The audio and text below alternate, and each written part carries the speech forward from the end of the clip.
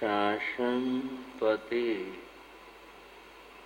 श्रवण भगवान महावीर को वंदन नमन। पूज्य गुरुदेव श्री माया राम जी महाराज, पूज्य गुरुदेव श्री योगी राज जी महाराज,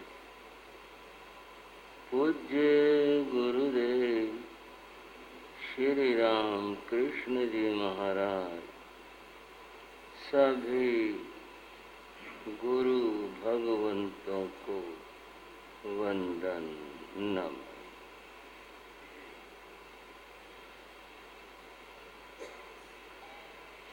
श्रद्धाशील बंधुओं एवं श्रद्धाशील बहन, आपके सामने श्री भगवती सूत्र की चर्चा चल रही है। उसमें कालोदाई नाम के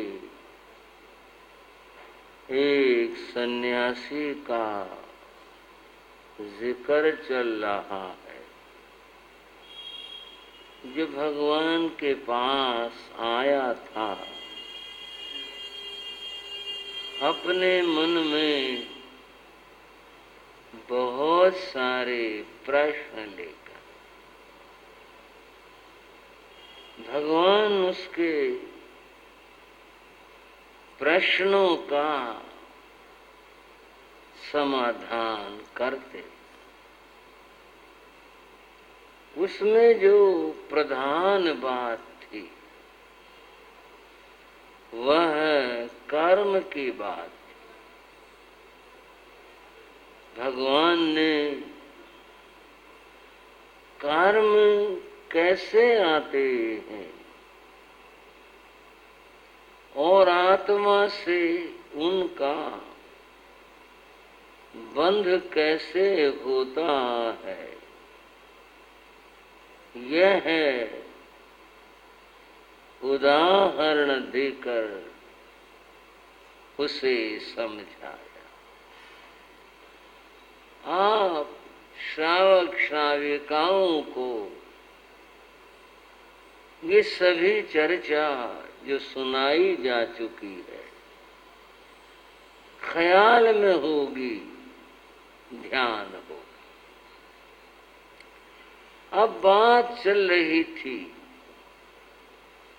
कर्म कितने प्रकार के हैं।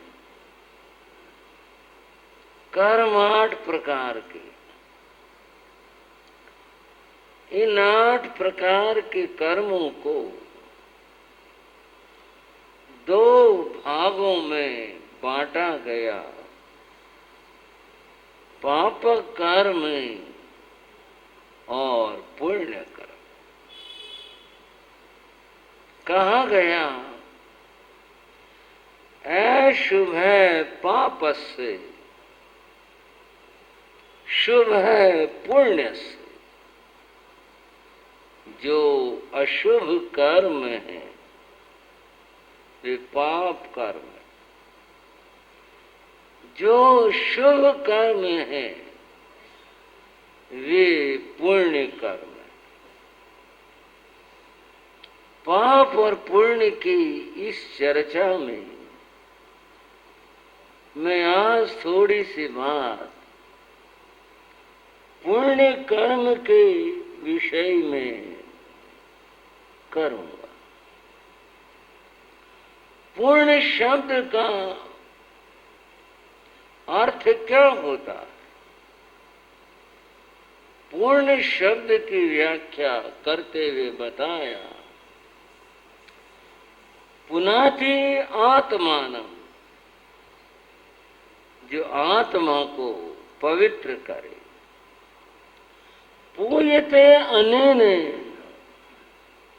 जिससे जीवन पवित्र बनता है। जो जीवन को पवित्र करता है, इति पुण्यम, उसको पुण्य कहते हैं।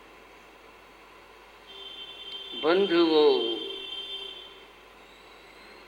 जितने भी धर्म शास्त्र हैं संसार के अंदर, वे सारे धर्म शास्त्र इस पुण्य के विषय में कहते हैं कि सब शास्त्रों का, सारे धर्म का, सबका सार जो है वह यह पुण्य है। थोड़ा सा जो भाई तत्व की गहरी रुचि रखते होंगे, वे ये कहेंगे नहीं निर्जरा है। मैं समझता हूं, जहां वो सोच रहे हैं, मैं तो भी व्यवहार धर्म की बात बता रहा हूं। इस व्यवहार धर्म में बंधुओं, सारी शिक्षाएं, सारे धर्म ग्रंथ, सबका सार यही है कि ये जो पुण्य है, ये जीवन को पवित्र करने वाला। अभी आप सुन रहे थे राजा जनक की कथा को। बंधुओं, व्यास ऋषि हुए बड़े ज्ञानी विद्वान। उन्होंने बहुत ग्रंथों की रचना की। महाभारत जैसे विशाल ग्रंथ की रचना की, और उन्होंने 18 पुराणों की रचना की। वो इतने अधिक हैं, आज भी जब प्रिंट मीडिया उपलब्ध है, आज भी वो इतने हैं। और जब हाथ से लिखते होंगे तब तो उनको ले जाना लाना घोड़ों के द्वारा संभव था। इतना उन्होंने लिखा। वे जनक के पास गए, व्यास ऋषि, और बोले मैंने 18 महाग्रंथ लिखे हैं, और जो मैंने लिखा है वो मैं आपको सुनाना चाहता हूं।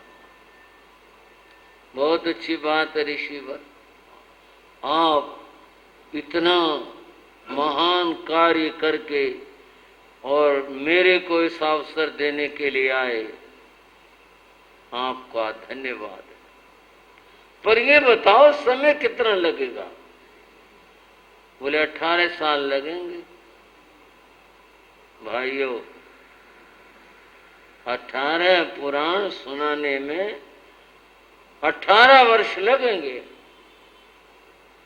राजा ने कहा महाराज सोचो तो सही, मैं 18 साल आपके पास बैठा रहूं, सुनता रहूं, है तो बड़ी बात। पर ये तो बताओ राज का क्या होगा? राज कैसे चलेगा? व्यवस्थाएं कैसे रहेंगी? इतना समय मैं नहीं दे सकता, मुझे क्षमा कर। ऋषि कुछ निराश हुए, सोचकर बोले चलो मैं संक्षेप कर देता हूं। बोले हाँ संक्षेप कर दो। वो सुन लो कितना समय लगेगा? बोले 18 महीने। ये तो कम से कम 1 महीने में एक शास्त्र हो जाएगा। बोले 18 महीने? महाराज 18 महीने भी कितने होते हैं, राज व्यवस्था कैसे रहेगी, मैं नहीं समझ दे सकता। बात 18 दिन पर आ गई। राजन उसके लिए भी इनकार कर दिया। बोले जी आप तो मुझे संक्षेप करके थोड़े से में बता दो, आपके इन ग्रंथों का, इन शास्त्रों का क्या सार है। तब व्यास ने कहा था, अष्टादश पुराणेषु व्यासस्य वचनद्वयम्। 18 पुराणों में जिनको सुनाने के लिए 18 साल का समय चाहिए था, उसके लिए कहते 18 इन ग्रंथों में व्यास ऋषि के 2 ही वचन, व्यासस्य वचनद्वयम्, वो 2 वचन समझने के। परोपकार है पुण्याय, किसी का भला करना, परोपकार करना, इसका नाम पुण्य है। पापाय परपीडनम, किसी को पीड़ा पहुंचाना, कष्ट देना, दुख देना, इसका नाम पाप है। जो व्यक्ति पाप और पुण्य का विवेक कर लेता है, वह व्यक्ति धार्मिक बन जाता है, धर्म करने वाला हो जाता है। वही व्यक्ति ज्ञानी हो जाता है जो पाप और पुण्य का विवेक कर ले। ये पाप है, ये करने का नहीं है, ये पुण्य है, ये पुण्य का कार्य करने का है, अतएव इसे करना चाहिए। बंधुओं, सारे ग्रंथों का सार ये बताया गया, पर बात एक और है। और क्या है? ये सबको पता है कि पुण्य का फल मधुर होता है, यानी सुख रूप होता है, मधुर होता है। और ये भी सबको पता है पाप का फल कटु होता है, दुख होता है। कोई ये नहीं चाहता कि मुझे दुख मिले। हम मनुष्य की इस भावना को एक और तरह से कहा गया, पुण्य से फल बिच्छन्ति। भाइयों, श्रावकों, श्राविकाओं, चर्चा को समझ लेना। पुण्य से फल बिच्छन्ति, पुण्य के फल को सब चाहते हैं। पुण्य ने छंती मानवा, लेकिन पुण्य करना नहीं चाहते। आप कहेंगे ऐसी बात नहीं, हम तो करते हैं, बड़ी अच्छी बात आप करते हो, तो ये तो बढ़िया बात है, सुंदर बात है। मैं तो अपनी बात कह रहा हूँ, आपकी इसकी उसकी तो मैं कह ही नहीं रहा, मैं तो बात बता रहा हूँ, सिद्धांत की बात बता रहा हूँ। पुण्य से फल में छंती, पुण्य के फल की सब इच्छा करते हैं, सुख मिले। पुण्य नहीं छंती मानवा, लेकिन पुण्य करना नहीं चाहते। न पाप फल में छंती, कोई भी व्यक्ति पाप के फल की इच्छा नहीं करता। पाप का फल दुख है कि मुझे जीवन के अंदर दुख मिले, ये कोई नहीं चाहता। न पाप फल में छंती, पापम कुर्वन्ति यत्र है, लेकिन बड़े बड़े प्रयत्न करके लोग फिर भी पाप करते हैं। पाप करने से लोग चूकते नहीं। जहां भी होता है, झूठ हो, हिंसा हो, चोरी हो, अब्रह्म हो, परिग्रह हो, जो भी है, व्यक्ति पाप करने से रुकता नहीं है, लेकिन पाप का जो फल है वो कोई नहीं चाहता। पर यह भी याद रखना, जो पाप किया जाएगा उसका फल भोगना जरूर पड़ेगा। ये नहीं हो सकता कि भी व्यक्ति पाप करे और उस व्यक्ति को उसका फल न भोगना पड़े। वह तो भोगना पड़ेगा। अब हम इस सिद्धांत पर आए कि पाप से दूर रहना चाहिए, पाप से बचना चाहिए, पाप से दूर रहो। और आप सुख चाहते हो, आप सद्बुद्धि चाहते हो, आप अच्छा चाहते हो, तो फिर पुण्य के मार्ग के ऊपर चलना चाहिए। अतएव जीवन में शुभ करो, अच्छा करो, पुण्य कर्म करो, लेकिन पाप कर्म से हमेशा दूर रहो। बंधुओं, इस पाप और पुण्य की बात को दो पंक्तियों में गाने का तो कुछ नहीं है, फिर भी व्यक्ति क्या सोचता और क्या चाहता है।